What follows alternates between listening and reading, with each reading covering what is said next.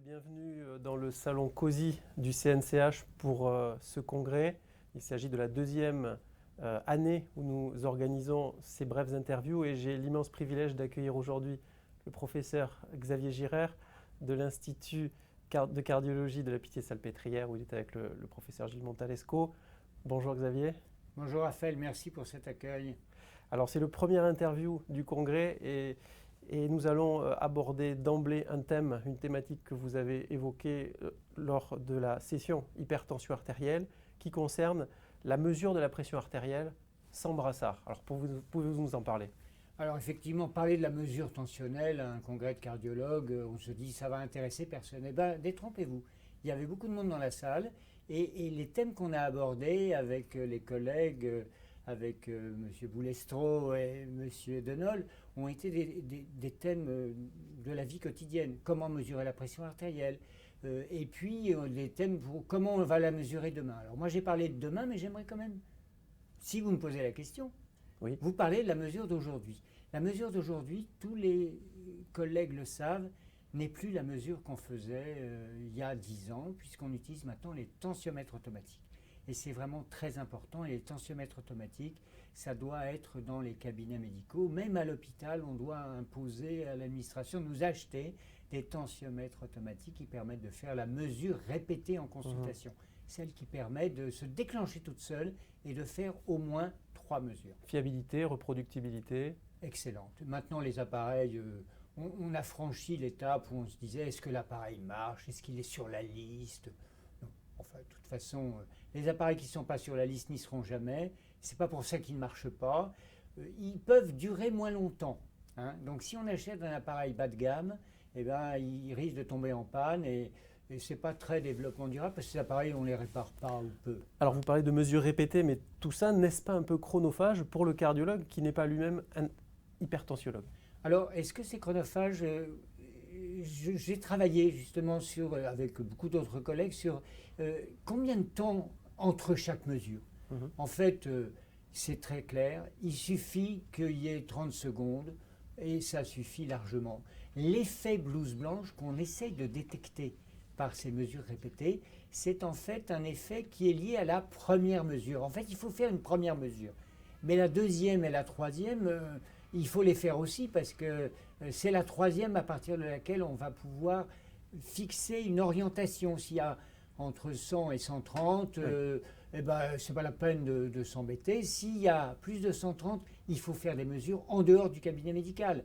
L'automesure, la MAPA et peut-être les appareils de demain qui sont les appareils qui vont remplacer la MAPA par exemple. Mais vous avez même abordé la question de l'hôpital de jour pour la mesure de pression artérielle, j'ai entendu ça. Est-ce que c'est quelque chose que vous conseillez? Alors c'est quelque chose que moi je suis de l'école de l'hôpital Brousset de Joël Ménard qui avait dans les années 80 inventé cette mesure répétée de consultation.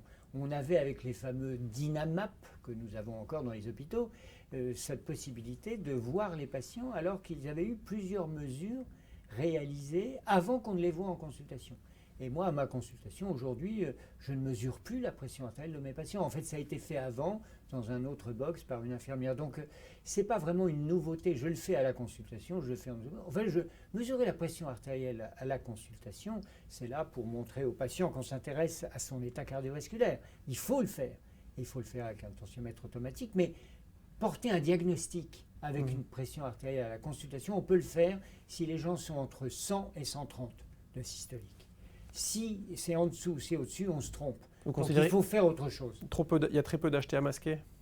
Il y en a, mais c'est souvent des erreurs de mesure. Hein. Ouais. Vous avez parlé des appareils à poignée notamment. Oui, l'appareil de poignet. L'appareil de poignet, il est difficile à utiliser pour les patients, donc ils peuvent se tromper. Et donc si vous avez... Il y a la fiabilité de l'appareil et il y a la qualité de la mesure qui est souvent moins bonne. En fait, la fiabilité, c'est réglé. Tous les appareils maintenant, ils marchent. En revanche, l'usage qu'en font les gens, les médecins, les patients, les infirmières, les pharmaciens, oh là là, il y a beaucoup d'efforts à faire. La Fondation sur l'hypertension artérielle a mis au point l'autotest de la tension, un document papier. Vous voyez, on est revenu du numérique au papier. Et c'était très compliqué de pouvoir donner finalement une instruction simple. Je pousse tous ceux qui nous regardent à aller voir sur le site de la Fondation, FRHTA.org, comment est fait l'autotest de la tension? Eh bien, on dit aux gens 3 mesures, vous prenez la 3e et vous regardez le chiffre de la systolique et de la diastolique de la 3e. Vous voyez, des choses simples qui pourraient beaucoup aider les praticiens dans leur vie quotidienne. Alors, en rythmologie, on mettait des haltères ECG. Aujourd'hui, ils mettent des Reveal. Et enfin, bientôt, c'est les montres connectées qui ont vraiment beaucoup pris le pas. Oui.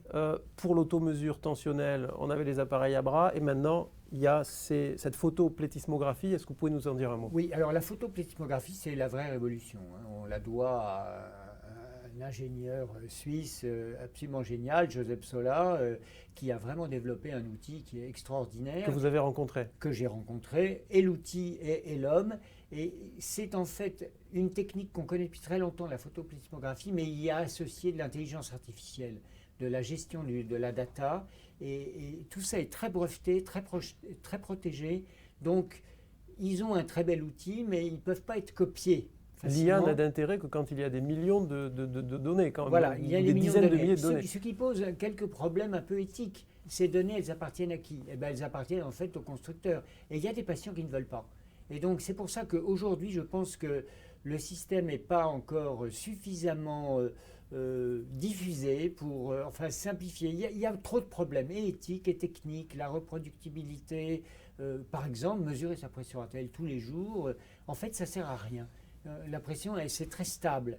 Elle peut être très différente si on la mesure une fois et 3 fois, c'est pas pareil. Mais si on la mesure 100 000 fois sur une durée, puis 100 000 fois sur une durée proche, c'est exactement la même valeur. Il faudra peut-être imaginer que des hôpitaux soient équipés et mettent à disposition des patients. Oui, alors ça, c'est dans les projets qu'ont cette société dirigée par Joseph, mais ce n'est pas encore disponible. Ça devait l'être en juin, ça ne l'est pas maintenant. Donc, ils doivent avoir des problèmes techniques ou des problèmes d'enregistrement. Donc, je pense qu'aujourd'hui, c'est trop tôt. Mais ça serait une vraie révolution. Vraiment la révolution. Vous nous avez dit, dans 10 ans, il n'y aura plus d'haltères tensionnelles. Oui. Ça sera ça. Oui. Pourquoi 10 ans? Ça va remplacer. Parce que 10 ans, je pense que c'est le temps que va mettre le système pour se développer, pour trouver de la concurrence. Ouais. Toutes les étapes. Les bons systèmes, ils se développent bien s'ils ne sont pas hégémoniques. Et aujourd'hui, ils sont un peu trop hégémoniques. On a vu et ça de pour ce fait, ouais. ça empêche l'évolution. Les grands ne peuvent pas. Il n'y a pas de montre avec plétismographie parce que les brevets empêchent les grands fabricants de pouvoir utiliser cette technique-là. C'est dommage, parce que quand on est plusieurs à travailler, on évolue plus vite. Donc c'est pour ça que je pense que dans 10 ans, ce ne sera plus du tout la même chose. Mais je ne serai plus invité dans 10 ans. Je serai l'utilisateur. Très bien, mais écoutez, je vous remercie pour cet échange sur la mesure de la pression artérielle d'aujourd'hui et de demain. À bientôt. Merci Raphaël.